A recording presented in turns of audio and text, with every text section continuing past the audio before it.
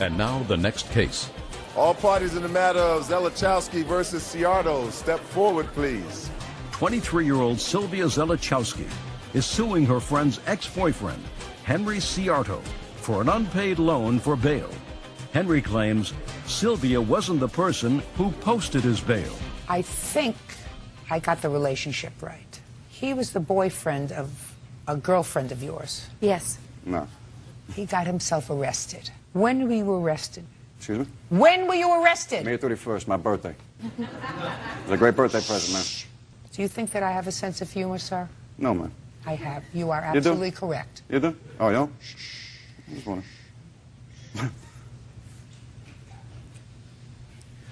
Do you believe you are an accomplished person? In what way? Like, in any my way? life? Yeah, of course. In any way. Do you? Of course. This is not going to be a happy... Oh, no. What? No? Okay. If you think, sir, that this is going to be your party, your playpen, I am going to quickly disabuse you of that thought. Do you understand? Of course. Good. What were you arrested for on your birthday? Ma'am, that has nothing to do with what's going on right now. I'm asking you a question. I Ma'am, want I'm to telling know. you that has nothing to do with what's going on right now. Is the case that you were arrested for disposed of? Everything was taken care of, yes. Then you will answer my question and tell me what you were arrested for, Mr. Ziarto. Being a bad person. There's nothing in the penal law, sir, that makes that an offense. It's an offense to humanity, but not necessarily against the law. Well, that's it. What were you arrested for, sir? I don't want to discuss this on national television. Fine. You paid his bail? Yes. That's what the case is about. Right. And you want the money back. Right. He was arrested for being a bad person. He acknowledges that you posted his bail. He just says he never asked you to post his bail. That's his defense. It's no defense. Mr. Smarty Pants is going to pay his own bail because Mr. Smarty Pants was arrested for being a bad person, according to him, and probably a whole lot of other things. I mean, I don't know whether he was a pervert. I don't know whether he was a sexual molester. I don't know whether he abused a child. Well, how do I know that, sir? You're not telling me. It could be anything. Well, somebody who doesn't want to be embarrassed in front of an No, it's audience not of that. 10 million people doesn't come on court television. That's not the Judging point. for the plaintiff in the That's amount of not the point. $500. Get him out of here. That girl did not pay my bail. I got proof right here that says her name's not even on the freaking bail slip. I was the one that put up the money, and he agreed to pay it back. I am a bad guy, don't get me wrong. I'm not a freaking saint. I just thought that he was a decent person starting his life over. You know, she's an idiot. She's naive, she's stupid, she's going to be taking this the rest of her life. That's it. He's a lowlife. He's never going to be anything. Anger was a gift. Lesson learned, and I got to be careful who I lend money to. Sworn in, you may be seated. All right. As far as I can understand from this paperwork, Miss D'Amelio was a friend of yours. Yes. According to you, she came to you with a money order that she had gotten somehow from a drugstore chain. And she said this was a check? Yes, Your Honor. And could you cash it for her? Yes. You looked at it, took it to your bank. Your bank said it was okay. You cashed it and gave her the money. Yes, Your Honor. And a few days later or a week later, the bank advised you that it was a fraudulent money order and they took the money out of your account. Yes. You want her to reimburse you for the money that's out of your account, since she got the money. Right. Ms. D'Amelio says that you were well aware of the fact that this might not be a real money order. You took a chance in cashing it and only gave her half the money, and you kept the other half, so she doesn't owe you anything, right? Yes. Let us say I believe you. You got $425. Yes. If she gave you $425 and you both had a suspicion that this might not be a real check, but then you found out it's not a real check and she's out now, her half, why wouldn't you give her back the money that you got? My point is she was well aware that this was fraudulent, or might have been fraudulent. When we went to the bank, they put a hold on it. They didn't give her money right away. They put a hold. They said, we got to see if it clears. Your Honor. Sorry. So a few days later, I get a phone call from her. She said it cleared. She gave me my, half. Now, she has the other half, okay? Fine. Let's say I believe you. Now, ever since then, I gave her money out of guilt. I've given her money because I felt guilty because How much did you give her? It's been since June. All these payments just happened. Well, just tell me how much you gave her. Show me. That's the thing. I can't show you. Well, then I don't believe you. All right. I understand that, Judge Judy. Well, then I don't believe you, Miss D'Amelio. Why don't you owe her the money? Because she was well aware. She was well aware that this check could have been fraudulent. So? So, legally, I don't owe her the money. Of course you do! The bank told me... Can I say something? Sure. She took it to her bank. She signed it. Doesn't she? I mean, she would gain responsibility for that after she signs it and gives it to her banking establishment. Listen, Bird, do me a favor. Can I? Sure. Do me a favor. Do you have money in your wallet? I don't have my wallet on me, Judge. You can borrow some I money need from some somebody money. in the audience. I need some money. I need singles. A whole bunch of singles. Singles? Who's got a whole bunch of singles? We'll give them right back to you. Thank you. Got some singles here? Give me more. Give me more. 1, 2, Need some more? 3, 4, 5, 6. I need 8. You need 8 all again? 6, 7, 8. Very Since you're good. passing out money. Yeah, I know you're used to taking things that don't belong to you. No. See, you know what? That's how I didn't want this to turn out. 4, 5, Judge 6. Judy. Shh. So quiet. Okay. Put your hand down, because I don't think between the two of them they have a double digit. This is the money that she got when she cashed the money order. Do you understand? Yes. I want you to hand this to her, and I want her to give to the defendants $4. I am your bank. I have just cashed your check for $800. You keep 4 for yourself. You give her 4. Yes. Now, a week later, the bank tells you you have cashed a fraudulent check and their account $800. Yes, Your Honor. Take back the $4 from her, please. Now, if you had your wallet with you, I would have you go into your wallet and take out another $4. Now you would be down $4 and another $4. Yes, Your That Honor. represents that money. So I want you to raise your hand and show me how much money you have in your hands. Now I want you to raise your hand and show me how much money you have in your hands. Now do you understand? Yes, but I have given money to her. That's not what you said in your answer. Well, I have a receipt from her. Show me. We don't really owe her. She gave her the money. Even on this, But we the court have- papers, it says I didn't pay her back fully. Show me.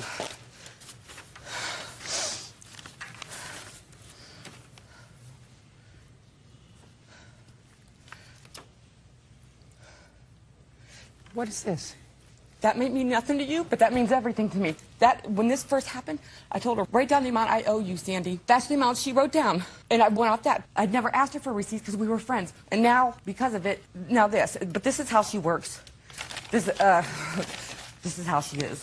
How much money did she give you? Your Honor, on June the 20th of 2007, Christine D'Amelio called me over to the house and asked if I could run a check through my bank account for her. Listen. Yes, Your Honor. I asked you a question. How much did she give you back? Approximately $375. No. Listen to me. I don't need to deal with approximates. You deal with approximates, go someplace else. This is I the have court. all the amounts given So in this then let book. me hear. On the 3rd of July, she gave me $50. Go ahead. On the 10th of July, she gave me $50. Okay. On August 10th, she gave me $75. Okay. On August 11th, she gave me $100. Mm-hmm. On August the 17th, she gave me $20. August the 27th, she gave me $35. On September 2nd, $50. September 8th, $25. September 12th, $30. And that was the last I heard from them. Fine. So far, you gave her more than half the entire amount, which leads me to believe that why would you give her more than half of the original amount unless you would charge certain fees? Were you charged any fees by the bank? Yes, Your Honor, I was charged 8 overdraft fees. Okay.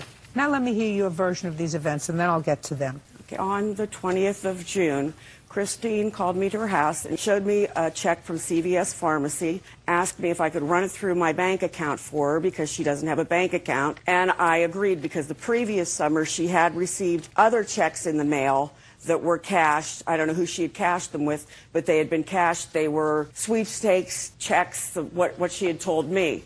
She said she goes online and plays a lot of contests, and that's how she's getting these checks. We put the money in the bank. We waited 5 days, went back to my bank, and I wrote a check to Miss Christine for $561, and I gave that to her. I don't have that. She never wrote me that. I cashed that check and gave it to her. Just a second. Yes, Your Honor. You wrote a check for $561 to Yes, her. Yes, Your Honor. I wrote it to myself and cashed it and gave her the cash. Oh, Jesus, it's getting better. Where did you get that figure from? I don't know, Your Honor. It's just... That doesn't sound right to me, Miss Freeman. Sorry. Doesn't sound right to me. $500, $525, $400, $561. I don't believe that you cashed and gave to her. No, she didn't. Shh. Sorry. Do I look like I need your help? No, not at all. For Christina D'Amelio and her boyfriend Michael Welsh scammed her when they asked her to cash a fraudulent money order. Now, I don't believe that you gave her $561. It doesn't make sense. That amount of money doesn't make sense. I believe that you gave her half, and I believe that, according to you, Yes, Your she's Honor. paid you back $435. Right. And then there's the fees that I entailed from this check, and I did not know it was a fraudulent check. We were at the bank together. Listen to me. If you cashed a check for her Yes, Your Honor. and gave her the entire amount of the check, Yes. you would get back the entire amount of the money. Right, Your Honor. And the fees. You split this check Your Honor, with her. she owed me money. Yeah, but you split this check with her. Now you're making it up as you're going along. Your case is dismissed. That's all. Parties are excused. You may step out. I was guaranteed this money would be paid by her and her boyfriend. She wants money. She wants the money, and she wants it from everybody owes her. And it... All parties in the matter of Snow versus Boots, step forward, please. Sheila Snow is suing her niece's ex-boyfriend, Richard Boots, for defaulting on a car loan that was in her name. Richard says Sheila knew the risk she was taking when she co-signed. Miss Snow, are you a working gal? Yes, I am. What do you do? I'm an adjuster for a bank. And how long have you worked for the same company? 4 years. And before that? I was a stay-at-home mother. And you went back into the workforce after your kids got out of the house, or no My longer? husband passed away. So you had to go back to work to Right. support your family. Your niece had a boyfriend, this one over here. Yes, ma'am. He needed a car, and you were foolish enough to co-sign for a car for him.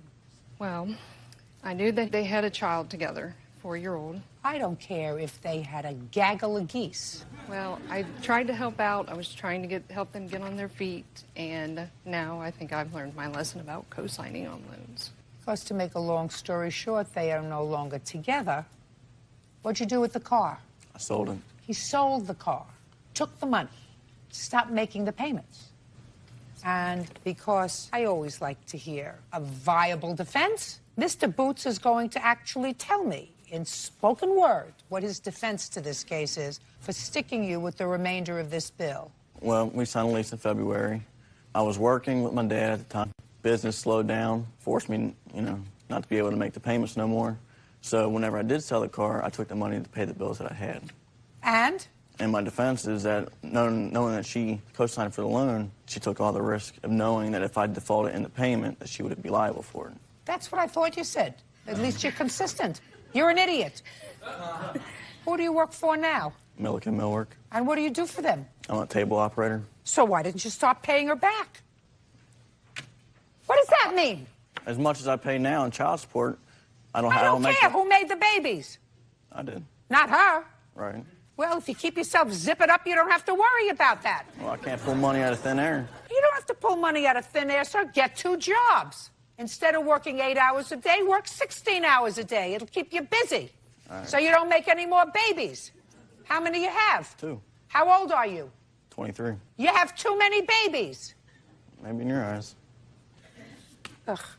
Listen to me, Miss Snow. You're a very nice lady, and you have a good heart. How old are your children? I have one, and she's 17. So she's a minor. She's still home. She's a Yes, nice ma'am. girl? Yes. Going to school? Yes. See him? He has parents, siblings, blood relatives. They wouldn't take a chance on him. That should have been your first clue. He has parents? Yes, he does. If his mother wouldn't take a chance on him, if his father wouldn't take a chance on him, you should have said, listen. Well, his father, shortly after I bought the car, his father went out and bought him a motorcycle. Then his father is as big an idiot as he is. The apple doesn't fall far from the tree. Anyway, your niece should have considered that before she decided to procreate with him. Unfortunately, she didn't. Judgment for the plaintiff in the amount of $26.20. That's all. Out. Parties are excused. You may step out. I'm very happy that she sided with me, and I'm going to get my money and the loan's going to get paid off. Glad it's over with. I tried many times to contact Richard, and he would not return my phone calls. Strictly out of spite. It's not out of spite. There's been lots of things that have gone on, but it wasn't fair to let her credit go to waste because he failed to do so to make any payments. It took 2 years to take me to court. Now that all of this is behind us, that we can be parents and be able to raise our kids and stop worrying about this and everything else that's happened in the past. That's all it's about is the children. It's definitely been a learning experience. Well, we can look forward. Just move on. I've already told everyone, don't come to me for a signature. Ladies, have a seat. Ms. Kellogg, I've read your complaint. You and the defendant have a child together, separated, and at some point reconciled. How old is your child? He's 8 years old. When did you reconcile? Middle of July. July of '07. 07. And when you reconciled, you moved back to his house? Yes, I did. With the 8-year-old? Yes, I did. At the time, Mr. Kitchenmaster? Yes. Had a payroll deduction order levied against his salary for child support. Correct. And how much money was being taken out of your check? $127 a week. This is your complaint. You lived together for 2.5 months. It didn't work out. According to you, Mr. Kitchenmaster threw you out unceremoniously. So you want some sort of wrongful eviction. That's not going to happen. You were paying rent? No. I was providing towards the expenses in the home and giving Mr. Kitchenmaster his child support back. Well, anyway, you didn't have a lease with him. This is not a wrongful eviction. So that part of your complaint is dismissed. It's fine. It is your claim that the money was taken out of his check.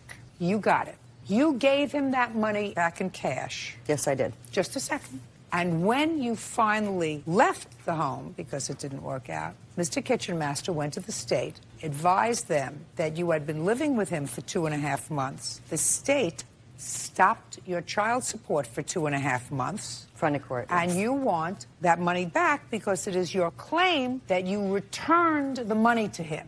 Yes, ma'am. In cash. Mr. Kitchenmaster says you never gave him any money in cash. You may have given money expenses for the house, but it was not a return of the child support. Is that your claim? Yes.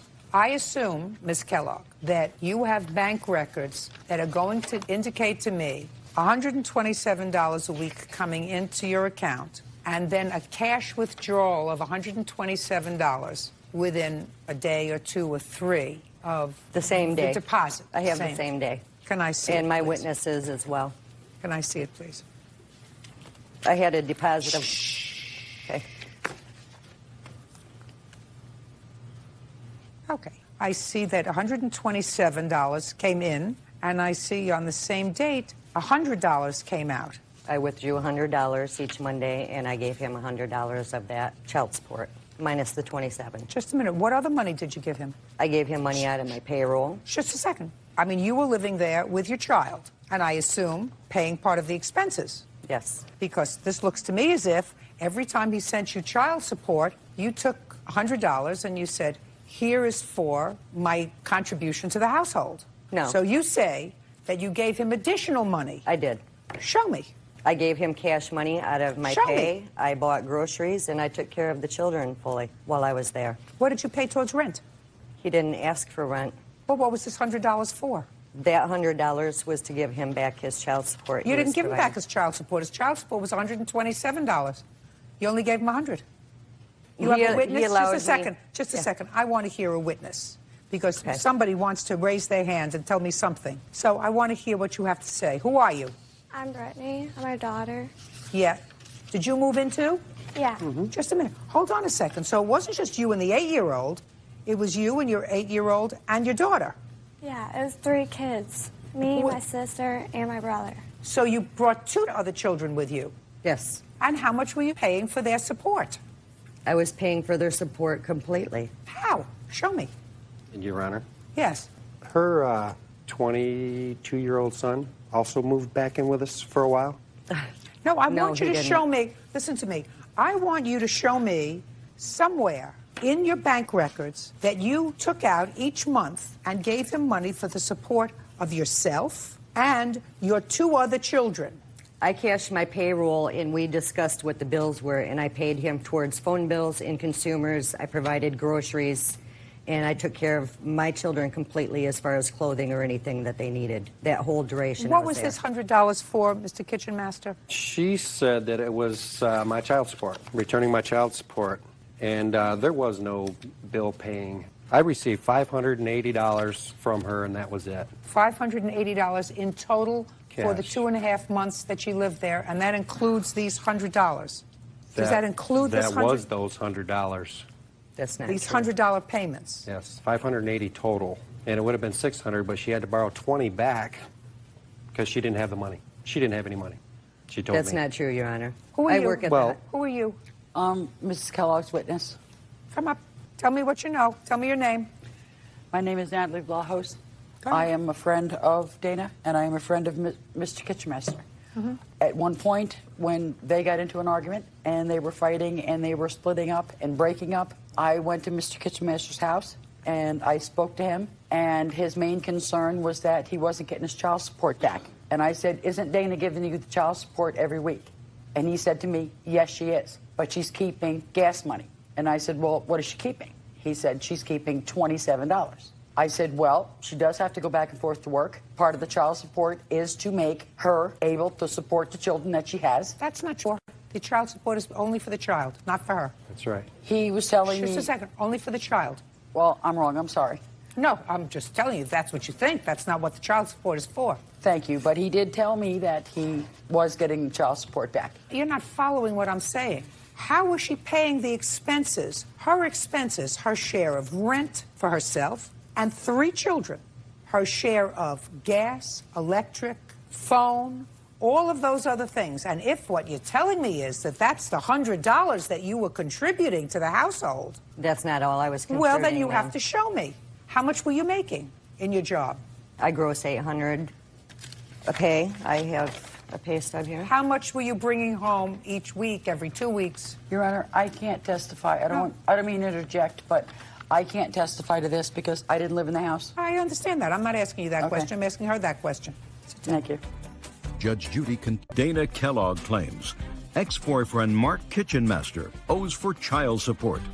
Mark says he and Dana were living together off and on, so he owes nothing. All right, Ms. Kellogg, go ahead. I contribute everything I make towards Would you bills. please answer my question? What was that? How much were you bringing home every week, every 2 weeks? Around $540 every 2 weeks, and I make my own car payments Just a second. Just a second. $540 every 2 weeks. Yes. Now, what's your car payment? $187 a month. Insurance? $100 a month. That's $287 right off the top. You have how many children that lived with you?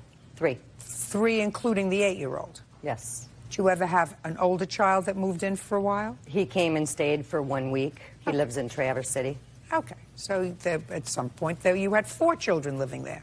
Well, he wasn't living there. He was visiting. He was eating, wasn't he? Oh, yeah. Not provided Okay. by Mr. Just a second. Kitchenmaster. Just a second. So yourself and your children, food, gas, electric, let's say it's $100 a week. That's $400 a month. $687.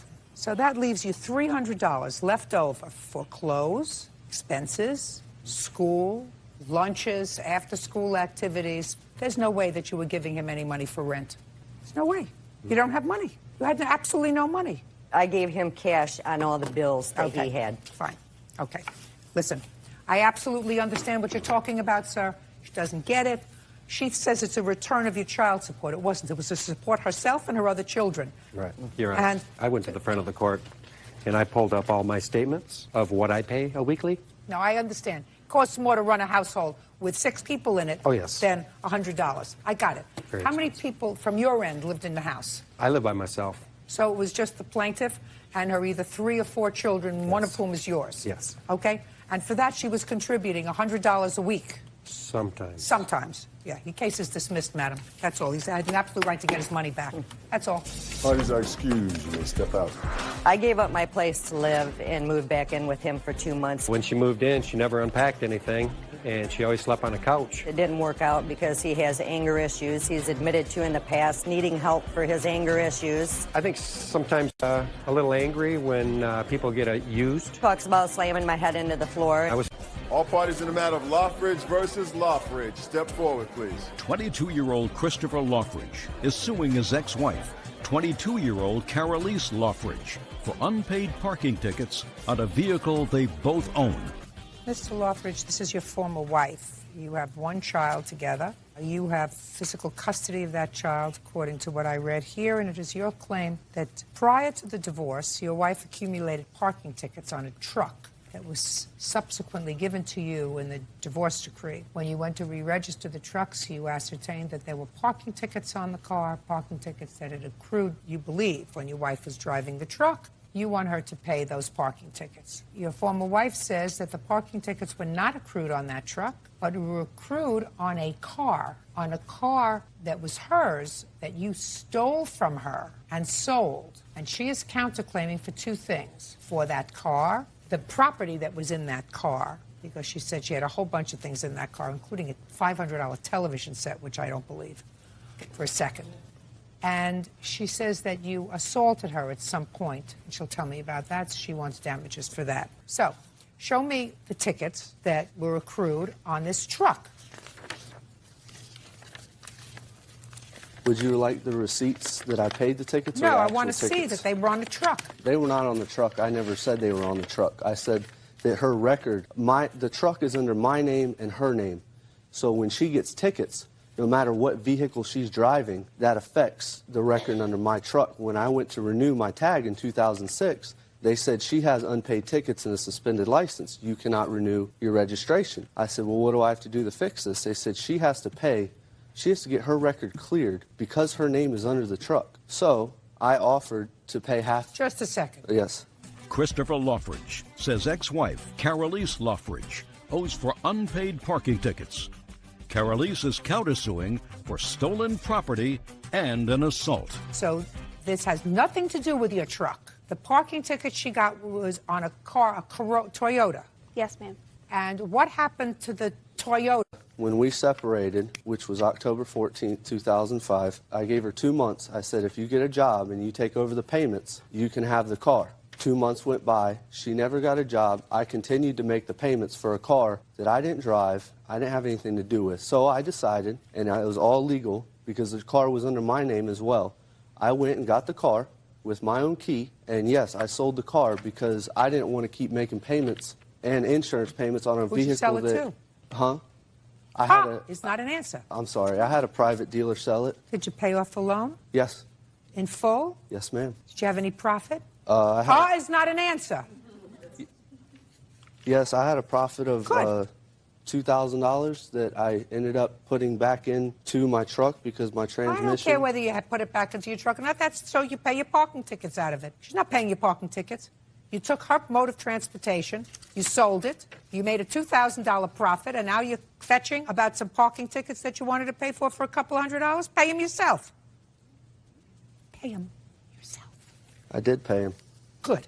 Did you give her back half the $2,000? No. Why not?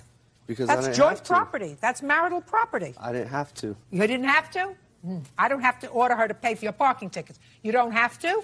Of course you don't have to, but you had key. You went and got her mode of transportation. You sold it. Now, if you said to me, I sold it and I lost money because the loan outstanding on her car was more than I got for it when I sold it, I'd be sympathetic to you. You made a profit. And you didn't say, well, because I made a profit, these were vehicles that we had together, so that the court in 2007, when you divorced, couldn't grant her ownership of one car. You got one, she got none. Is that right? Yes, ma'am. You got the truck, she got no wheels because you had sold it at a profit. Your Honor, if I did not sell the car, she would have not made payments on it. Well, it and would you have know come something? back. If I had taller parents, I would have been 5'7". It would have come back on my credit. If I had taller parents, I would have been 5'7". Bottom line is, the objective fact is, you sold her car at a profit. That is joint property, and you chose not to give her half the property. So stop complaining that you had to pay a few $100s in parking tickets. That's your problem. Now, that was in 2005. Yes, ma'am. So I don't want to hear any nonsense about the $500 television that was in your Toyota Corolla when he stole it. Because if he stole your $500 television set, you would have complained to the judge who didn't finalize a decree until 2007. Wouldn't you have? I actually did, and the judge just asked him, you know, where's the TV? And he said he didn't have it. So it's already been adjudicated. So Your Honor. if it's been adjudicated once, it can't be adjudicated again. Okay. What? In our final divorce, what she's talking about, February 20th, 2007, she brought up the car, she brought up the materials in the car, she brought up everything she's talking about, and the judge adjudicated it. Listen, weren't you paying attention? You get nothing. You didn't do the right thing initially. When you took her car, you should have given her half the profit, because that's marital profit. You kept the $2,000 for yourself and put it in your truck. Nice. And then you have the audacity to come to court and ask for the parking tickets on the truck. Goodbye. Have a good life. Thank you very much. Parties are excused. You may step out. It's no big deal. It's over with. I go home, move on with my life. It's not going to stress me out none. I never got anything out of anything, and he got everything, so what's $400? Gentlemen, have a seat. Miss Peterson, the defendant is your former mother-in-law. Correct. You were married to her son for how long? 6 years. And he, according to what I've read, died suddenly. Yes. When did he pass away? July 5th, 2005. And what was the cause of death? It's a cerebral hemorrhage, but the cause of that, the underlying cause was drug abuse. No, it was not. I have a copy it, of Your that, Honor. Your Honor. I wasn't asking you anything. I understand. It is your claim that the defendant called in a report to Child Protective Services. Yes. Against you. It was false, yes. And you want to be compensated. Correct. The defendant says that she never placed that call, and you seem to indicate that you are going to be able to prove to me that yes. she did. She also complains that she no longer sees her grandson, despite the fact that there was a time when she did see him regularly. Okay. When did you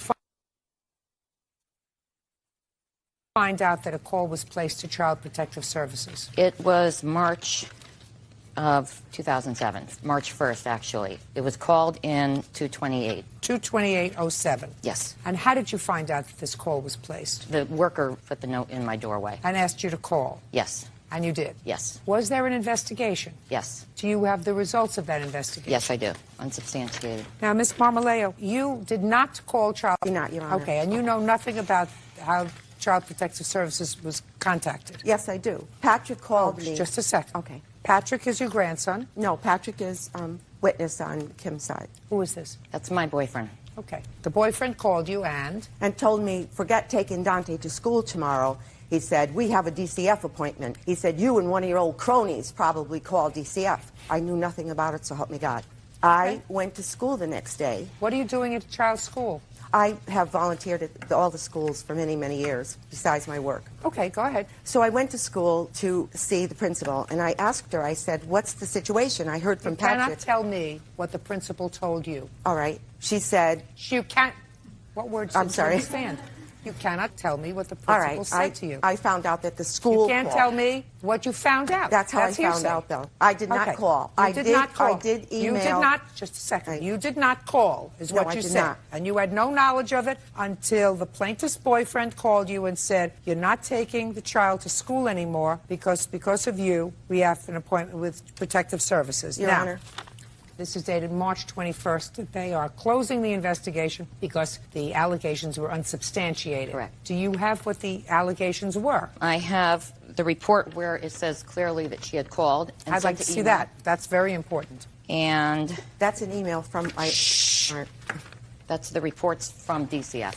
Investigation protocol.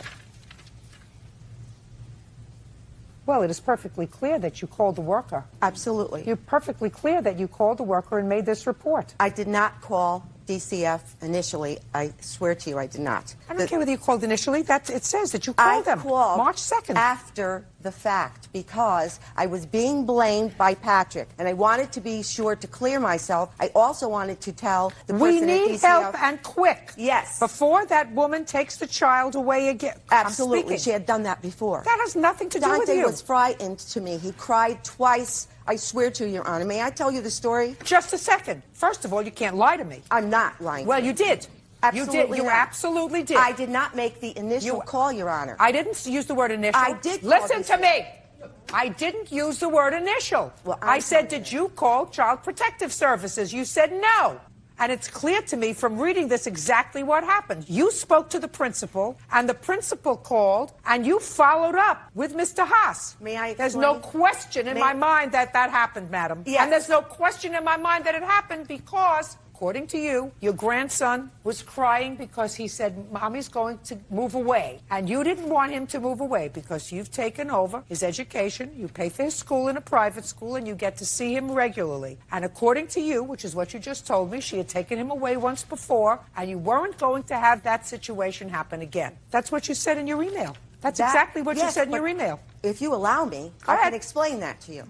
2 days prior to the principal calling, Miss Peterson went to the playground and said to the teacher, Dante should be able to call me anytime he wants. To visit my son. No, just sorry. Listen to me. Listen to me very carefully. You got to keep it together. I'm sorry. Say it to me again, just the way you just said it to me. She said to the teacher, allow Dante to call me anytime he wants. Absolutely right. Absolutely. They have no problem with that. I don't like the way you said it. That's how she said it. You understand? I don't like the way you said it. You said it as if she was saying something wrong. That's how she approached them. Then she went into the office with a handwritten note, Your Honor, saying that Patrick would be the guardian. That's this gentleman. Right. That has only been in Dante's life a few months. The school felt that was highly unlikely. I wouldn't shoot myself in the foot and do that because she quickly would take our grandparent rights away. And would you please? You're absolutely right. You're absolutely right. Come back and could you come No, just a second.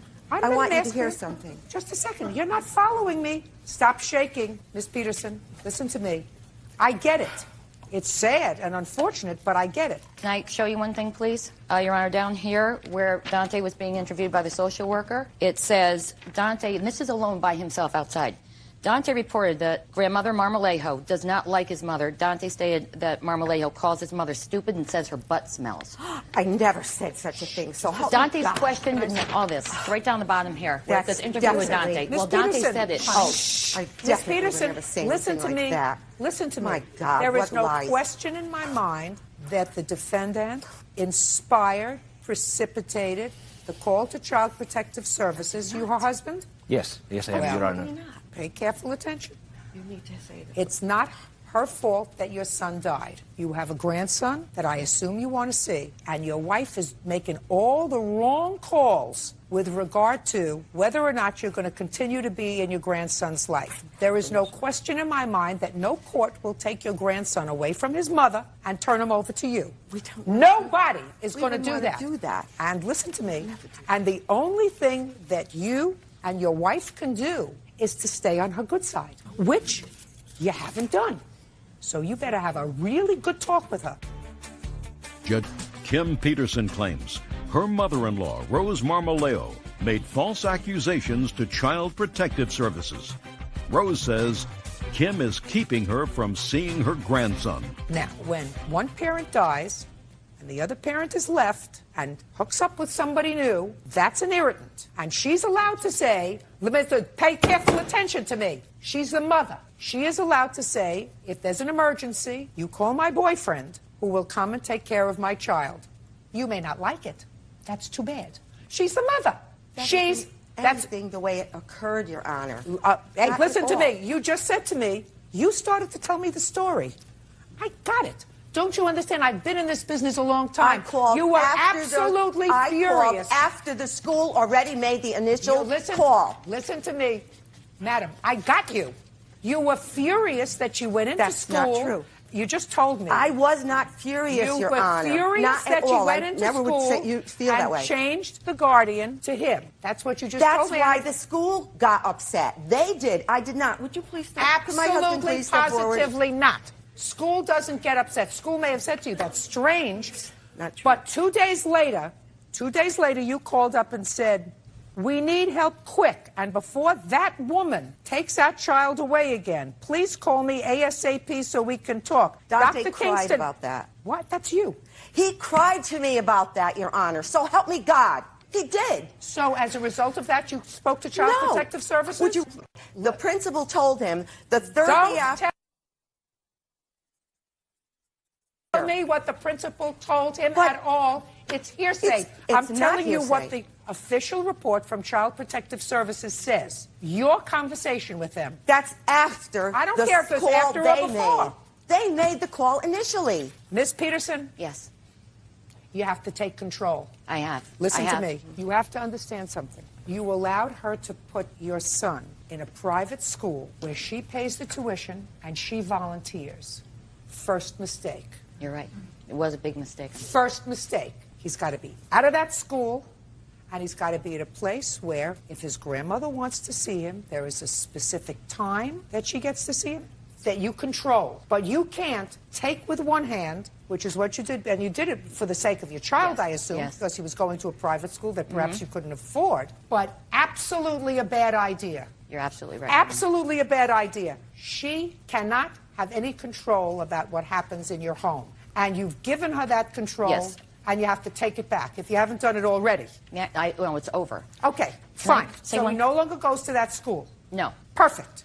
Because if you give them an inch, I and treated you may her be, lovingly. you may be Mother of the Year, you may not be Mother of the Year, but he's your son. And Thank once you. you give these people an inch, they're going to take a whole yard. Do it until they get it, that you're his mother and that you raise him. They had the opportunity to raise their son, good or bad. She knows Made I have always mistakes, been good to made her. mistakes or not make mistakes. Being good is not embroiling him in problems. And I absolutely find that this call was precipitated by you, and it was false, and it was based on the fact that you were afraid she was moving. Judgment for the Absolutely plaintiff not. In the amount of $3,000. That's all. Step out. Thank you very much, Your Honor. Parties are excused. You may step out. I hope this sends a message to other grandparents that might try to do this. None of this is true. I swear to you. You can't. Miss Rubel, Miss Ober is your ex-boyfriend's mother. Yes. And there came a time in 2006, I believe, that you had difficulty at home. Yes. And you went to live with Miss Ober. Yes, Your Honor. And during that time, you allowed Miss Ober to open up utility accounts in your name. It was actually when I was at school at Eastern Kentucky University when I allowed her to open gas and electric in my name. When you were at school, you were not living with her? No. So you had already spent time in her house? Yes. So you had spent about a year in her house? No, it was about 3 months. That's not true. How long was it? She moved in February of 2006. Remainder of her senior year of high school, stayed the whole summer at my house. Okay. Also went to EKU, and I picked her up every weekend, every Friday. But it was while you were at school that she opened the accounts with your permission in your name. Put that folder down, please. And it is your claim that two things. A, that she didn't pay those bills. And second, that she also opened up a cable account using your name, and that you did not give her permission to open. No, I did not. And that there is an outstanding bill on that. You Yes. want her to take care of all the bills. Yeah. Excuse me, that's not true. Just Again, a that's second. not true. Just a second. Ms. Ober says, well, she had your permission to open the account. She didn't think that it was a big deal to open up the cable account, and she's counterclaiming because she says you should pay her for all the money she expended while you were living with her on you. So, Ms. Ober, I'm going to deal with that first. You had no contract with Miss Rubel when she moved in that she was going to compensate you for any money that you gave her. There's no indication in your counterclaim. So in order to have a contract, you have to have an agreement. You had no agreement with her. We had a verbal agreement. No, you didn't. That's absolutely not true. If you had a verbal agreement, you would have said so in your answer. And you would have said so in your counterclaim, that you had an agreement that when she graduated from college or whatever, she was going to pay you back for all the money you laid out for her. You don't mention that at all. You want me to read you what you say? No. At the end of it, I said she agreed to pay back in payment. I do believe, I thought. You say, the plaintiff stayed in my home from February 2006 until February of 07. That is not true. That is not true. She was away at college for 3 months and then moved back into my home. I moved her to college and moved her back home from college to my home. Was she living with you continuously from February 2006 until February 2007? No, ma'am. Okay. She moved into your home because she was staying with her aunt and they had a big fight. Even though Tiffany and her aunt later made up, Tiffany begged and pleaded for me to let her stay with me. I took her to and from school. I moved her down to Kentucky to go to college. I gave her lunch money, paid for her prom dress. Even though my son was a freshman, it was her senior prom. I paid for basically everything. So, because if there was an agreement, you had plenty of paper there to say there was an agreement. So you can't make an agreement where there was none. Now, you want to tell me why you opened up utility accounts in her name? I have the letter that she took to the CG&E company where she opened it up from the landlord. Why? Why didn't you open it up? Because I had outstanding bills that couldn't be paid at that point in time. I didn't have the money. I have 3 children and was getting no child support. My ex-boyfriend and I were arguing. It was a bad environment for her, myself, and my children. Yes. We had to get out. There was no ifs, ands, or buts. Had to get out. Well, just tell me what she said to you and what you said to her. I got into an argument with my ex-boyfriend. I was crying. There was chaos. The house was tore up from fighting and carrying on, and she came to me crying and said that we could move out of here. I said, I can't get the electric in my name or the cable because I have an outstanding bill. I was working on paying them. I have paid them off. Everything is in my name. Well, what about the bills that she's getting now, Miss Ober? Because she agreed to pay them when we moved out. No, she didn't. Yes, she did. No, she didn't, Miss Ober. I don't even have to ask her that. She said, I'll help you out. If you can't put them in your name, put them in my name. That's also not true. I didn't offer. She asked me. That's not true. Why didn't you pay the bills? Because I was paying all the bills. I paid the rent, I paid the food, I paid for her clothes, I paid for her to go to a Bengals-Steelers game, I paid for everything under the sun for her. And when I couldn't pay for her to do the things that she wanted to do, go shopping and do all the other things, well, just then she moved out. Miss Ober, when she was living with you, where was she working? At Photolab at Kroger's, and then she got a job at a restaurant. When she was living with you, she was working at Photolab? Mm-hmm. Is that correct? No, actually it's not. I was working at the Village of Addison in the clerk's office. I didn't understand a word you just said. In the Village of Addison for the clerk. And what were you doing with the money that you were earning? I paid for a lot of prom, too. You paid for a lot of prom. What else did you pay for? I paid for lunch sometimes, and that's probably about it. And what about the ex-boyfriend? What does he do? He's in high school. He's 16 years old. Okay. Very good. Can I see the bills, please? Yes. And when you moved in with Miss Ober, you were in high school? Yes. Here's everything. I would like to also say something. Her aunt, when she moved out of her house, received child support from her mother and father for her while she lived in my home.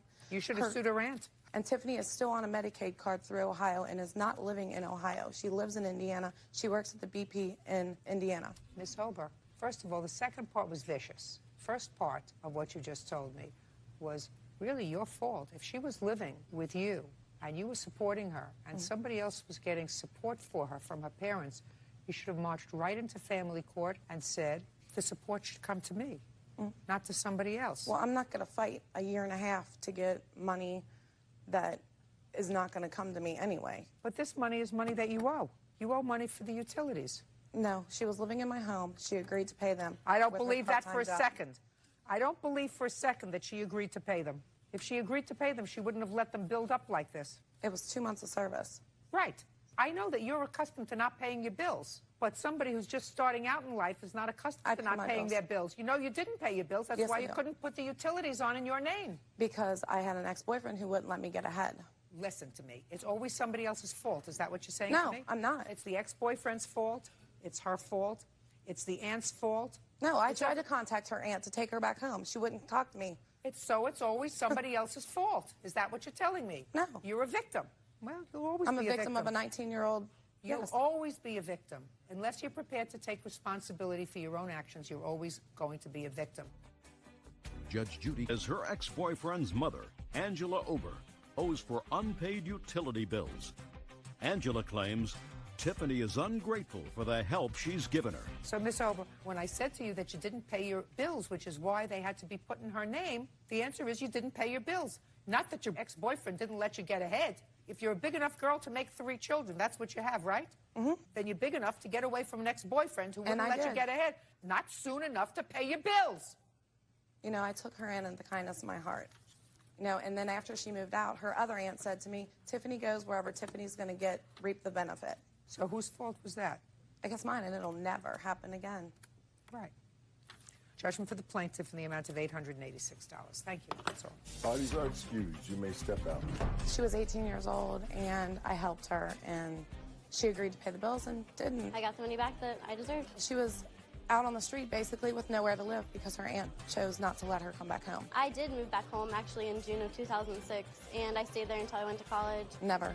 Again, will I let someone come into my home? I trusted her, and she lied. Not again. I won't trust anyone. I'm not really selfish. And now the next case. All parties in the matter of Trammell versus Moore Barclay. Step forward, please. 24-year-old Christopher Trammell is suing his stepfather-in-law, Orlando Moore, and his son, 16-year-old Kendall Barclay, for the cost to fix his Chevy Blazer. Mr. Trammell, I assume it's this young man who is your wife's half-brother? Yes. And you're his father? Yes, ma'am. According to your complaint, this young man, whose name is? Kendall, came for a visit.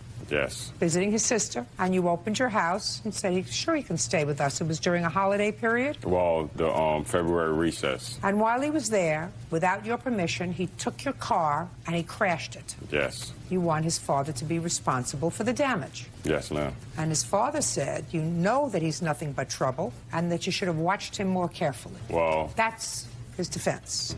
Why don't you sit down for a moment, sir? I'll get to you in a minute. Kendall!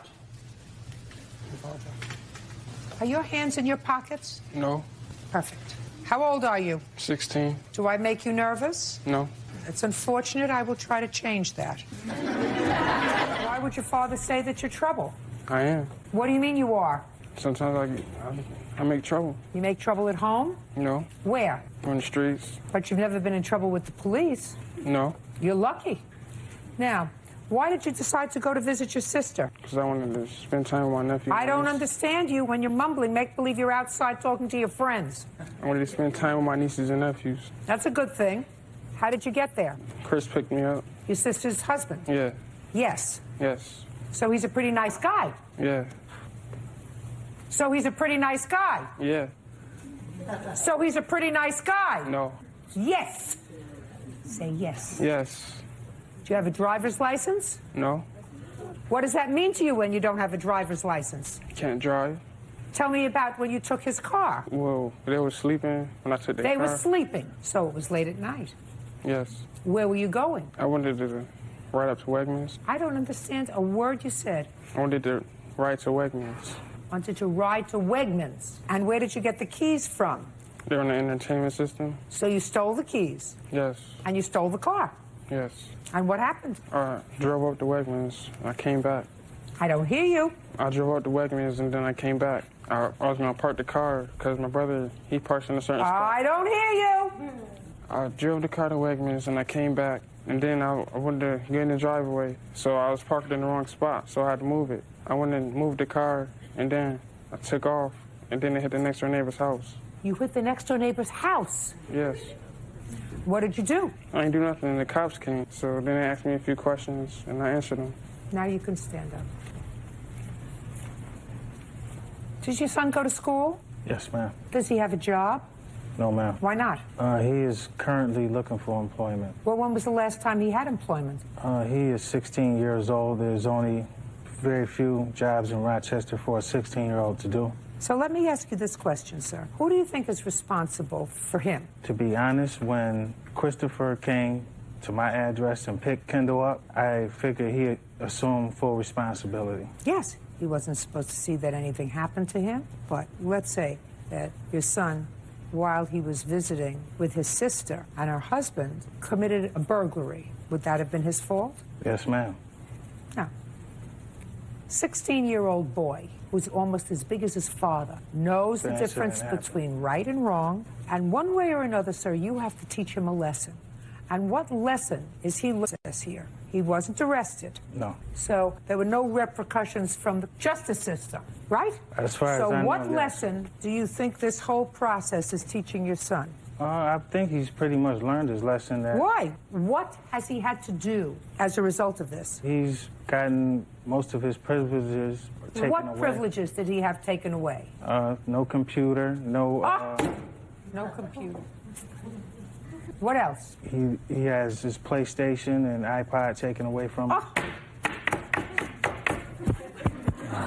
Taking away someone's iPod, sir, is not exactly punishment for destroying this man's car. See, Kendall has an ADDH situation. So do 40% of the children, according to statistics in this country. Well, they don't steal cars. They don't steal cars.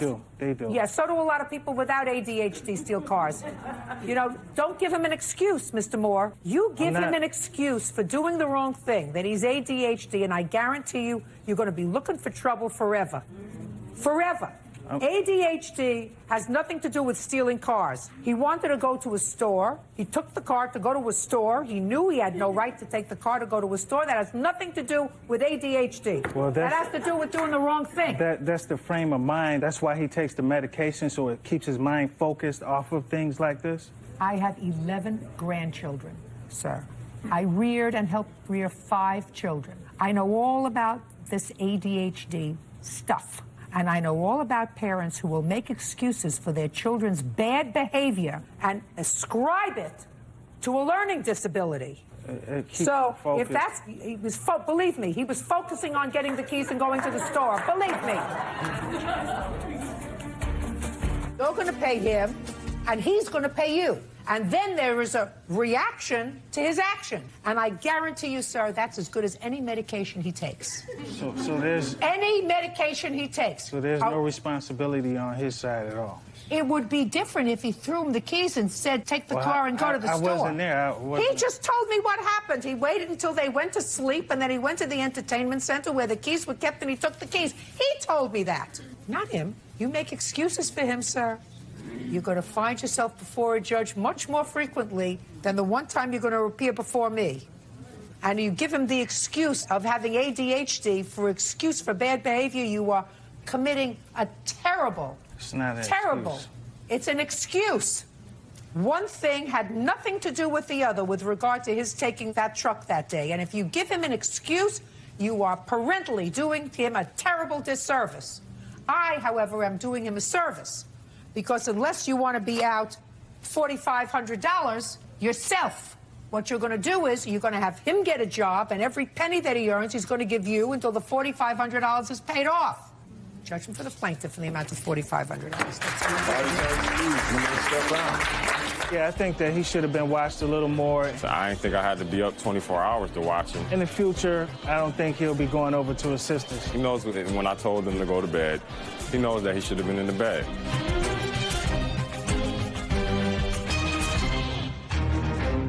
Ms. Lager, these two young men used to be friends of yours, and it is your claim that some time ago they vandalized your car while they were probably drunk, acting like fools.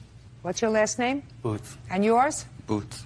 Are you brothers? Yes, we are. The Boots brothers? Yep. Yeah. You ought to make a movie out of it. Boots brothers. They say it wasn't them. When did this happen, Miss Lager? On my 21st birthday, June 3rd, 2006. And where was your car at the time? It was at my boyfriend's mother's house, now the Foley's. That would be you? Yes. Could you stand up? Because you weren't there. Correct, I was not there. When had you parked your car in front of your boyfriend's mother's house? Well, I was letting her borrow it for quite some time because her vehicle was getting fixed at the time. What kind of car did you have? It's a 2001 Nabira Daewoo. Could you keep your voice up? I'm old. It was a 2001 Nabira Daewoo. What is that? It's a four-door silver Nabira? vehicle. Nabira. Where is that made? I believe Korea, but I'm not sure. I never heard of it. I'm so pleased that you didn't. I'm sure it's a lovely car. It was a lovely car. Ms. Foley, do you remember June 3rd, 2006? Yes. I knew you were home on June 3rd, 2006. Yes. Which one of the Boots boys is going to speak? I will. And what is your first name? Brent. And yours? My name's Nick. No, I think I want Nick to speak. Now, Nick, how far do you live from Miss Foley? Only like 2 blocks. You have any reason to be near Miss Foley's house? Friends with their kid. Keep your voice up, Nick. I'm best friends with their son, What's her son's name? Bart. Is that person here today? Nah, he's not. Your younger brother? Yeah, it was my younger brother. How long have you been friends? Since I was like 2. Tell me about June 2006. Well, No. Don't look there. Don't look there. Well, we were at her house and... Sorry. We were at her house, like, having a party or whatever, chilling. Just a get-together, I could How many say. people were there? Just like 4 of us. Which 4? The 2 Boots boys? Her. And then my girlfriend was there, and then her son was there. There were 5 of you there. That would be 5. Let's count Or them. other than me. Nick, you want to count them? That would be 5 altogether, right? And when had you started chilling? I'm not sure what time it was. Around 9 or so, I'd say. 8 or 9. And then what happened, Nick? We were just drinking and whatnot, and then we left. Drinking. What were you drinking? Vodka, Where did you get the vodka from? I believe. No! Don't speak unless I speak to you. I want Nick. Don't speak. Where did you get the vodka from? I believe it was from her, because it was From her who? 21st birthday. Jessica. Was she home? No. Well, where did you get the vodka from? We met up with them earlier on that day. And she gave you a bottle of vodka? Well, we She purchased it for us. We gave her the money. So you gave Miss Lager the cash, and she went into a liquor store and purchased how much vodka? A liter. A liter. That's a big bottle, isn't it? Yeah, that's pretty big. And what were you mixing the liter with? We were just taking shots and drinking pop. Shots and pop.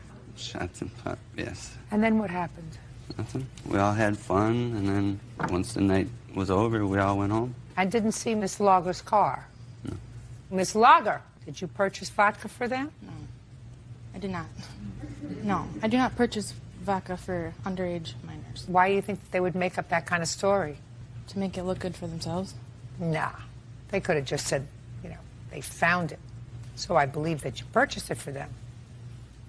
It was my 21st birthday. Why would I purchase alcohol for them? I have no idea, because they were with your boyfriend's little brother. I wasn't even near them all day. I was with my mother all day. Okay.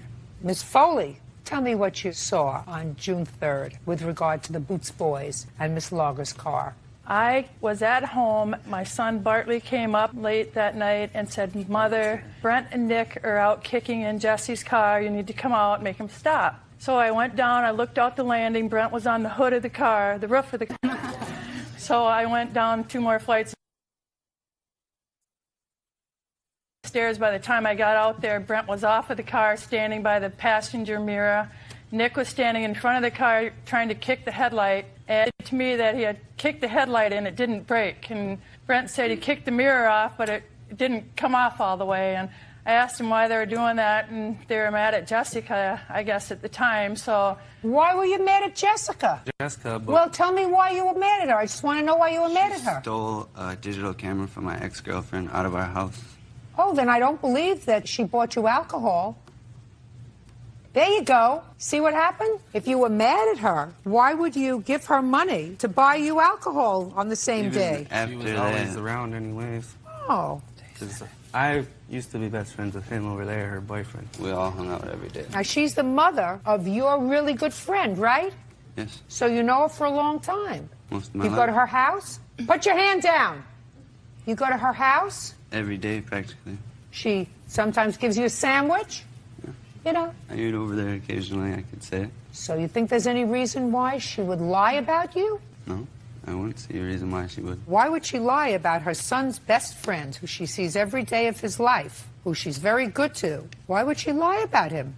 I don't know. Do you understand my problem here, Nick? Yes, I do. You know where I'm coming from? Sort of, yeah. Are you twins? No. Who's older? I'm older. What about your older brother here? Did he ever go over to Miss Foley's house? Yep. Eat at her house? We didn't really know much people in the area, so we were there all the time. And Miss Foley was always nice to you? Most of the time, yes. Can you think of any reason why she would tell such a horrendous lie about you vandalizing a car that she was driving? Huh? Maybe because Jessica's going to give her some money for it or something.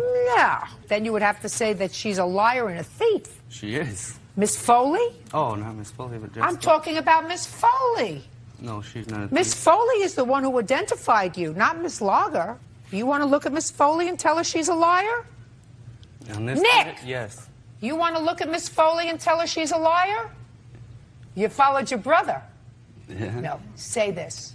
Miss Foley, you're a liar. I wish she wouldn't lie, that's what Uh-huh. Evidently, you were a better friend than your older brother, because you couldn't say it. Judge Judy continued. Jessica Lager says former friends Brent and Nick Boots vandalized her car by jumping on the hood and kicking the doors. Now, when you do something wrong, you're supposed to fess up. Now, it's possible that you two morons don't remember, because you were drinking a liter of vodka, what you did on the night of June 3rd. That's possible. How old are you? I'm 19. And you? 21. Can I see an estimate on fixing your car and photographs, please?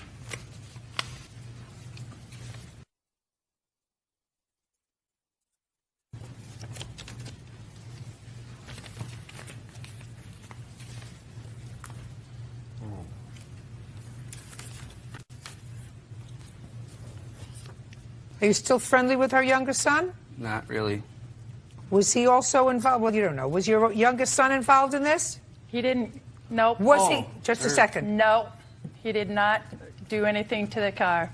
Did you want to say something? I was going to say I thought you were talking about him, but I am friends with her younger son, yes. No, I asked if her younger son did anything to this car. He wasn't there. He was upstairs the whole time. Thank you. Thank you. Thank you. Did you hear what he said? He said, no, he wasn't there. He was upstairs all the time. He just let him go and go and go, and after a while, they just, you know. They'll sign off. They just sign off on it, right? It was in an accident. Yeah, her car was in an accident before that, and it was all dented, and she was trying to say that we did all that when it couldn't How possibly. much did you do? I didn't do nothing. Well, yes, you did. No, I didn't. Yes, you did. Now, if you said to me, listen, we got a little drunk, and we acted stupid around the car, but a lot of this damage was done before. This stuff happens all the time in our area. What, that you jump on the hood of a car? No. Vandalism. I asked you a question. Your brother couldn't say it. If Miss Foley identified you two boys who were lifelong friends of one of her children, there would have to be a reason. Because when people identify someone who's caused damage to their property, they want the right people punished. They don't want the wrong people punished. They want the right people to pay for the damage. Now, if she had some axe to grind with you, I could understand it. But you've given me no motive for her to lie about it. She wasn't even there. This is completely false and erroneous. And yeah, no, you're erroneous. No.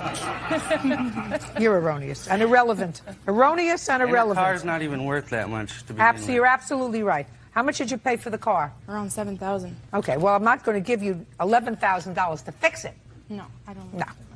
You could go buy yourself a new car. Car can't even drive down the road straight. You let go of the wheel and you'll Listen, be in you the couldn't ditch. walk straight. That's not up to you, young man. That's not up to you. When you damage somebody's property, you take it as you take it. That's it. And when you act like a fool, that's why they don't let people drink until they're 21 years old, because even 21-year-olds are morons. 20-year-olds and 19-year-olds are double morons. They shouldn't even be allowed out of the house after 9 o'clock at night. Judgment for the plaintiff in the amount of $3,500. Thank you. That's all. Thank you. Parties are excused. You may step out. She's scandalous and she's money hungry. I was asking like $1,500 to begin with, and they said I was shady for asking $1,500. They got money that they shouldn't have got. Jessica's a thief. She took his digital camera from his girlfriend, and she walked out of the grocery store with 2 rotisserie chickens. I'm just surprised that the boys said that they didn't do it. It's ruining a long friendship. Not going to talk to her. Just make sure you trust the people, because I trusted them. And Mr. Heath, Mrs. Coleman is your neighbor, and this is her son. Affirmative. Hmm? Affirmative. You are 17. Yes, ma'am. But large for your age. Yes. And it is your claim that Miss Coleman's son assaulted you. Assault and battery, ma'am. Depends on where you live. And you want to be compensated. And Miss Coleman and her son say that you started it, and he just finished it. So, I'm going to start with you. What's your first name? Marquise. How long have you and Mr. Heath been neighbors? I don't know how long he's lived there, but I lived there for 2 years. How long have you been there, Mr. Heath? Since May of 2006. So a little less than a year. Affirmative. A year. Have you gotten along for that year that you've been living there? Up until recently. What happened recently, Mr. Heath? On April 25th of 2007, I was outside my door. Mr. Peppers was also outside his door.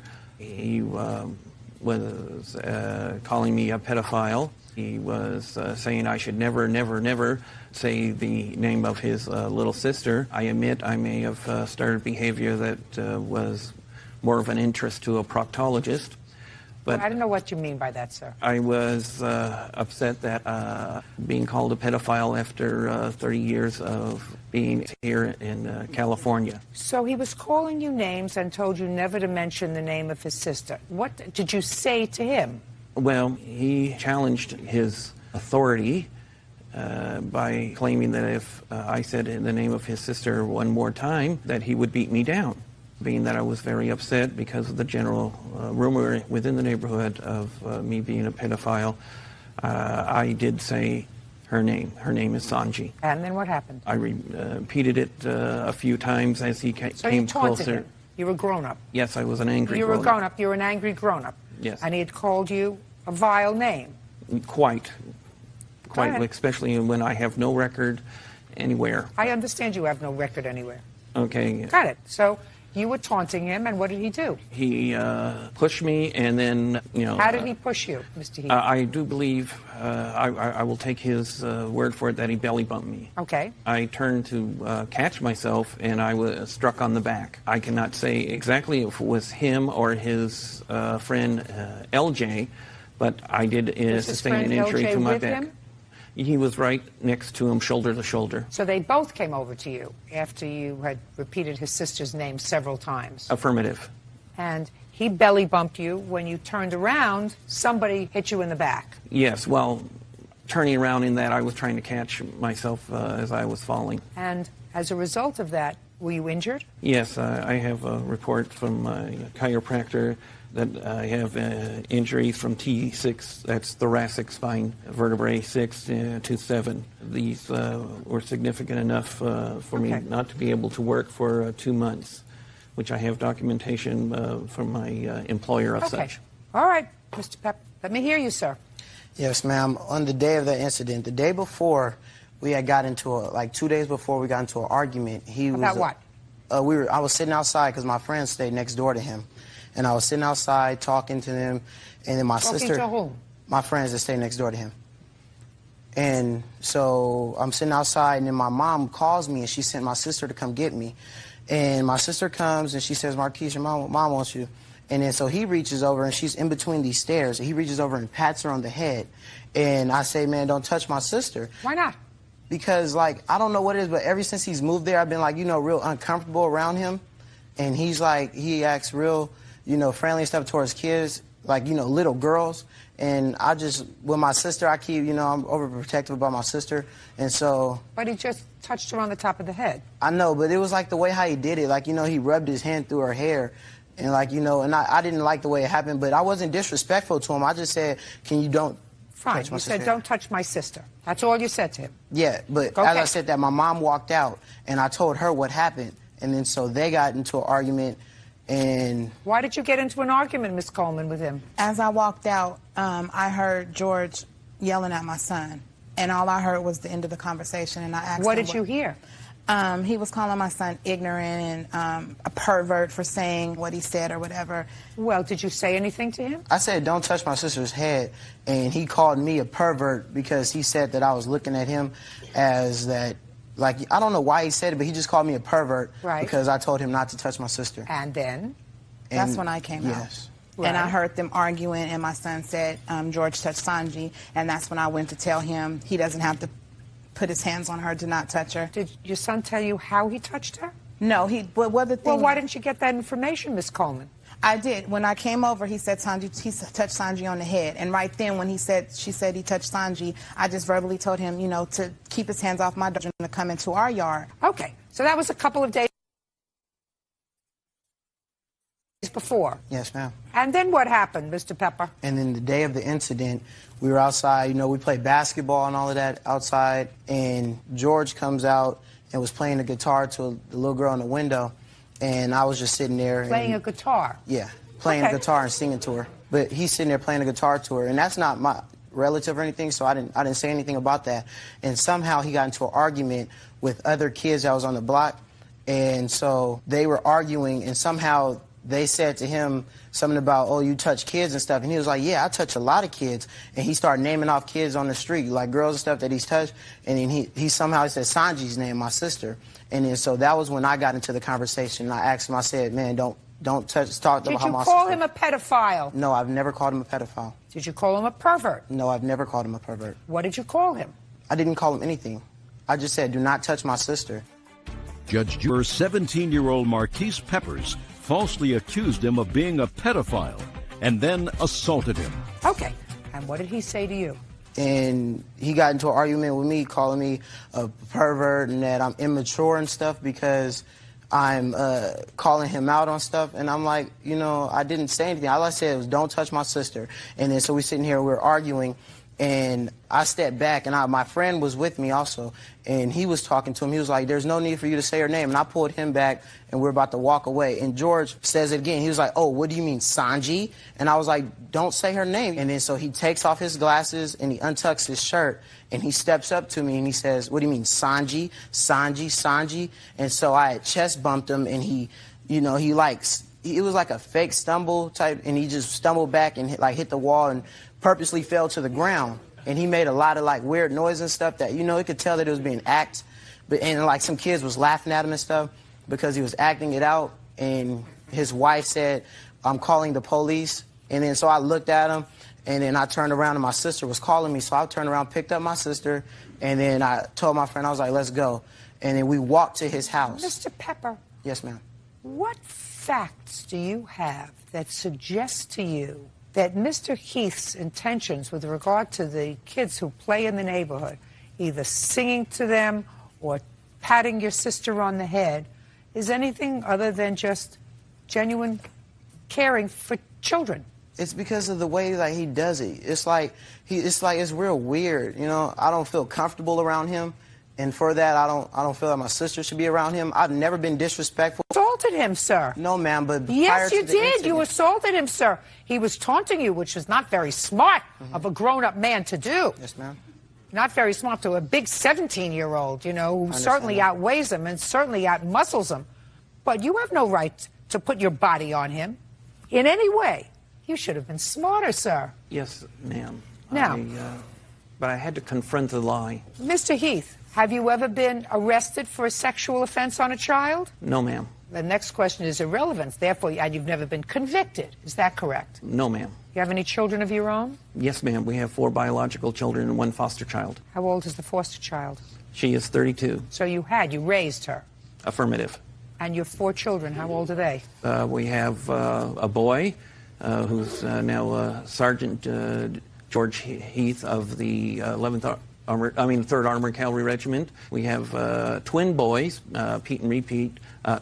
One is Staff Sergeant Joseph Heath of the 11th Armored Cavalry Regiment. Our other son is Specialist David Heath, who recently was last week was taken out by shrapnel in Baghdad, but he's doing just fine. He'll be in the United States today.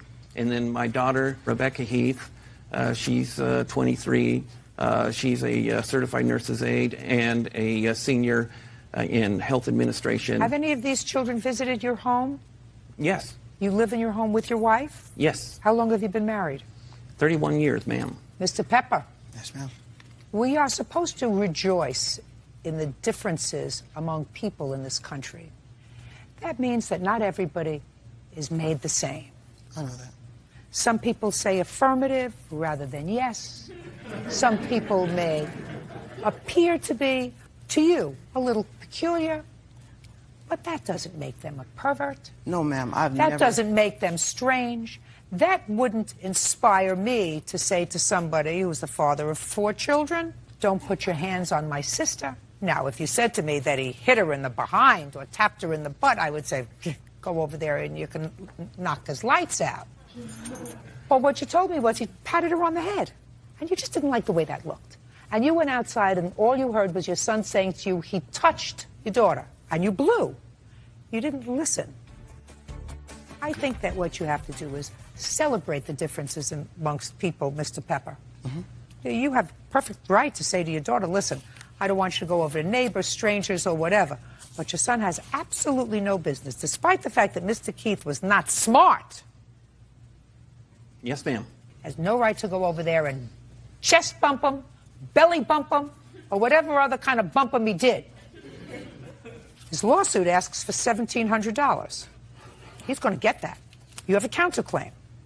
Counterclaim is that he filed false charges against you with Child Protective Services. When did he file charges against you with Child Protective Services? Per the letter, it says on 5/2 that there was an investigation. And what makes you think that it was Mr. Heath who filed those charges? Okay, when we went to court for a restraining order, that was denied. Mr. Heath subpoenaed the CP. Who went to court for a restraining order? Granted? No, they were both denied. Oh, that's ridiculous. In my judgment, it's ridiculous. What grounds do you have to file for an application for a protective order against Mr. Heath? Because when the incident happened, my daughter constantly goes over there, and it's like everywhere my daughter is, he's behind her. Like it's in a place that he goes across the street that my daughter plays at. He's never over there, never over there. But every time my daughter is over there, George is over there. You know what I'm saying? It's like it seems like everywhere my daughter is, I see George, normal places where he doesn't go. He's normally in his yard. Like he comes in my yard and uses the water hose. He was told by the judge, he was told by the police officers that he keeps calling on me to stay away from us. We were told to stay away from each other. I agreed. But he constantly, like, if my daughter's in the yard, I don't let her out the yard because of the situation. I'll make her stay in the yard and ride the bike. George will come over, open the gate, and use the water hose, or, you know, just do stuff to, you know, to have me try to have confrontation towards us. What proof do you have that Mr. Heath called I don't have proof that he called, but for our restraining order, he had all the information. How does he know that CPS came to my house? When we went to court, he filed a subpoena for the CPS worker to come to our restraining order. That's how I assumed that he called, because... Did you have that information, Mr. Heath? The reason I know that Ms. Johnson is a child protective worker is that she was at Ms. Coleman's door, and when I saw her, and I said, I don't think Ms. Coleman's there. She asked, you know, who are you? I identified myself and where I live, and then she identified herself, and we went into my apartment, and we had a discussion concerning, well, actually, one of the things we discussed is whether or not I am a pedophile. Obviously, I'm here, not arrested, so she felt there was no basis for the allegation that I'm a pedophile. Did you make a call to Child Protective Services, sir? Can I leave that under confidentiality? See what I'm saying? Well, yes you or see, no? I'll answer if you, well, if you want me to. The point is, Mr. Heath, if you had grounds in your judgment to place a call to Child Protective Services, because that's her counterclaim, she says that you had no basis. She believes that you did call. Okay, that would be a different question. Would I have, if I called, would I have a basis? The answer is yes, I would. Well, tell me what basis you had if you had called. Okay. Got it. I'm sorry, I don't consider that very funny. The basis I have is that I have seen her use the most unusual type of child rearing, curse words at her daughter. I've seen her with an open hand strike her daughter in the head. Also, I am quite suspicious that her daughter has some type of minimal brain damage. I'm not sure if it's cerebral palsy like my wife. Shh, quiet. You can't be quiet, you'll leave. Do you understand? Good. Go ahead. I am not sure if it's cerebral palsy, or I'm not sure if it's attention deficit disorder, but I know she has fine motor coordination problems because one of the things I have done with the children is to plant a garden. And when Sanji came up to plant, she could not follow my simple instructions that I could get children half her age to do. So I am just... Put your hand down. Go ahead. I am quite concerned. I do know... Okay, so that would be the basis. If you had called... If I had called. If you had called, that would be the reason that you called. Affirmative. Go ahead. Okay. As far as me, the allegation was that I called my daughter the B word and I hit her with an open fist. My daughter is really, I would never, I do not use that word. You owe Mr. Heath $1,700, which is what he's asking for this assault. Mr. Heath may be a peculiar man. He may not have exercised good judgment when he taunted you by repeating your sister's name. It doesn't give you license to put your hand or your body, and you have a big body, sir, on another human being. You have no right to do that. As I said, there is no indication today that Mr. Heath is anything other than maybe a slight bit odd. I resemble that remark. Right. But that's it. And we celebrate that kind of stuff in this country. You have an absolute right to say to your daughter, I don't want you to play with Mr. Heath. I don't want you alone with him. Don't go to his house. But you can't put your hands on him. Do you get it? Yes, ma'am. Judgment for the plaintiff in the amount of $1,700. That's all. Parties are excused in this step.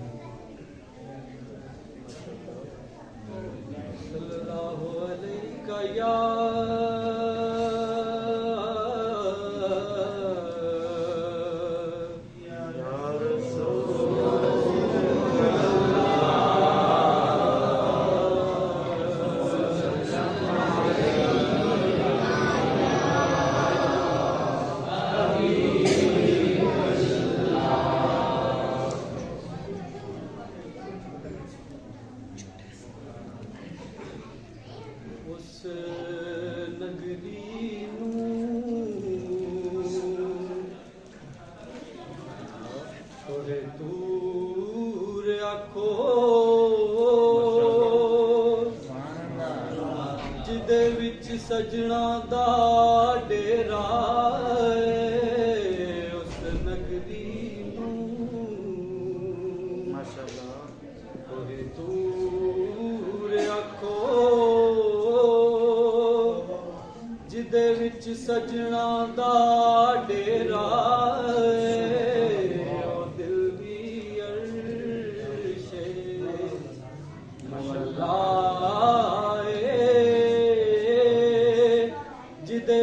सजना दा फेरा उस नगरी कोई दूर आखो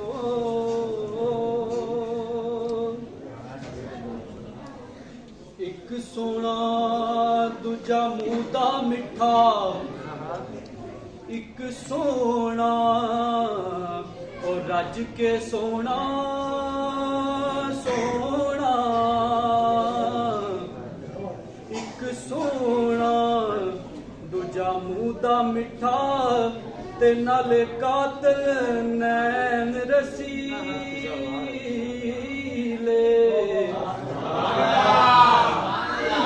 एक सोना दूजा मूंह दा मिठा ते नाले कातिल नैन रसीले इथे कला नहीं आजम इथे लुटे गए ने कबीले इथे कला नहीं आजम इथे लुटे गए ने कबीले क्योंकि जुल्फ ते नैन यार मेरे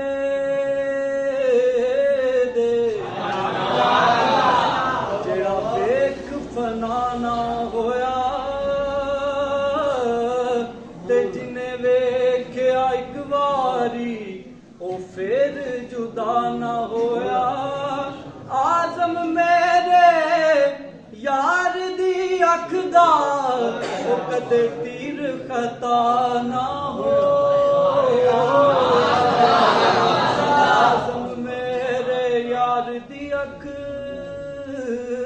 दा ओ कदे तीर खता ना होया तुसा सानू मुख विकलावना नहीं ते असां दीद बीना इथों जावना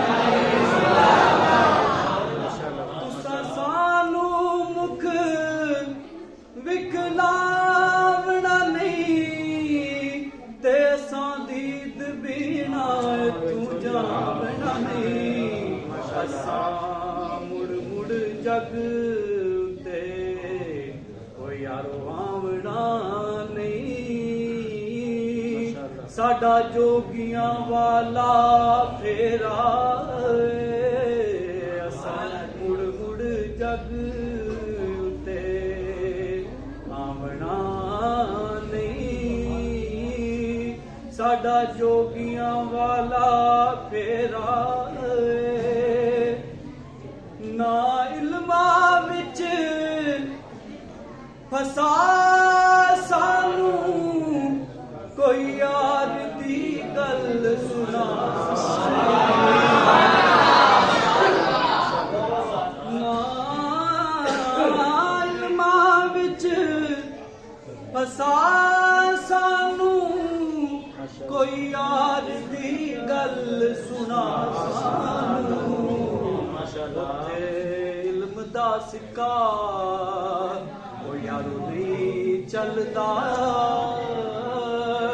जिथे इश्क होरां दा डेरा इल्म दा सिक्का ओ यारो नहीं चलदा जिथे इश्क होरां दा डेरा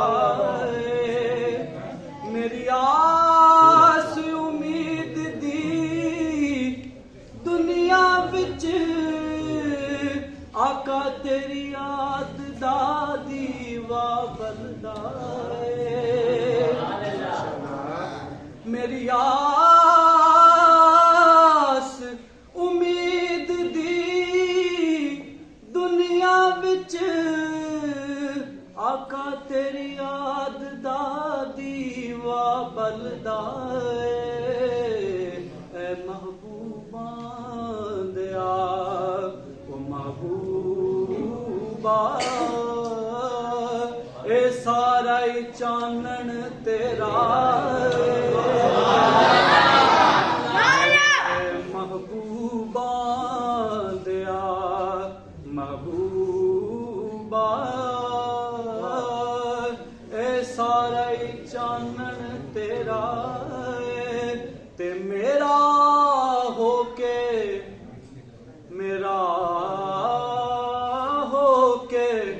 ते किसे गैर नू वेखे एक बार भी करने नहीं देना ते इश्क अपने दा तैनू होर किसे नाल मैं तां इजहार भी करने नहीं देना आज़म तैनू होर किसे नाल मैं तां प्यार भी करने नहीं देना आज़म तैनू होर किसे नाल मैं तां प्यार भी करने नहीं देना तुसा सानू मुख बिखलावना नहीं ते असां दीद भी ना तू जानना नहीं असां मुड़ मुड़ जग ते ओ यारो आवना नहीं साडा जोगियां वाला फेरा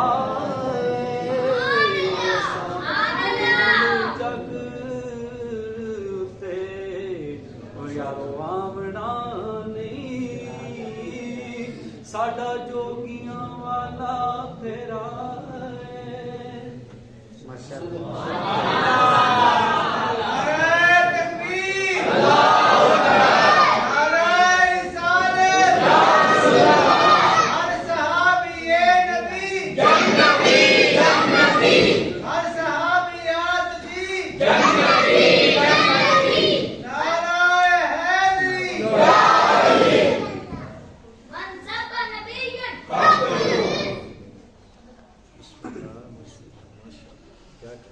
ऐसा कोई महबूब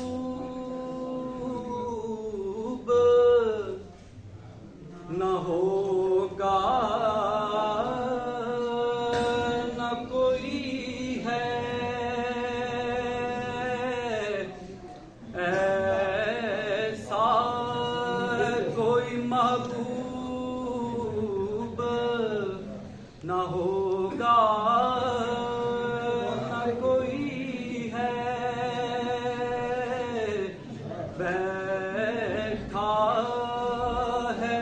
चटाई पे मगर अर्श नशी है ऐसा कोई महबूब होगा न कोई है हाँ तू वो महबूब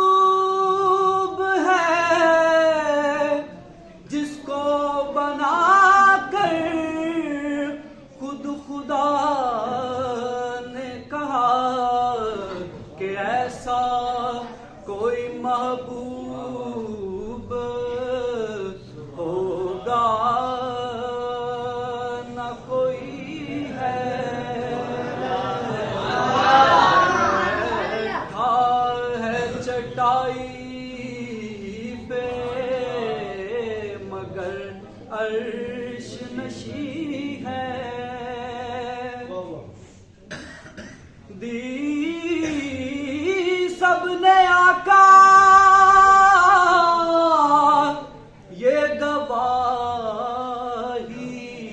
कि ऐसा कोई महबूब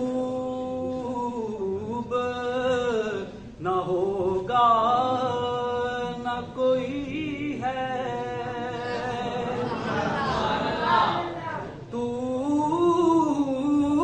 चाहे तो हर शब हो मिसाल शब असरा। तू चाहे तो हर शब हो मिसाल शब असरा। तेरे लिए दो चार कदम अर्श बनी है। नारे तकबीर, नारे रिसालत, नारे हैदरी, नारे गौसिया, मिलादे मुस्तफा। नारे तकबीर, हाथ उठा के नारे रिसालत, नारे तहकीक, नारे हैदरी। माशाअल्लाह आज की पुरवकार खुशबूदार फकीरुल मिसाल महफिल पाक के अंदर आलिम नबील फाज़िल जलील हज़रत अल्लामा मौलाना मोहम्मद रिजवान मदनी साहब तशरीफ लाए और इनके साथ सनाखाने मुस्तफ़ा का एक हसीन गुलदस्ता भी मौजूद है। अल्हम्दुलिल्लाह ताला मेरी मुराद साहिबजादा मोहसिन रजा फरीदी हकानी साहब भी तशरीफ ला चुके हैं। इंशाल्लाह आपकी समातों के हवाले करेंगे। तमाम अहबाब बड़ी मोहब्बत के साथ तशरीफ। नारे तकबीर,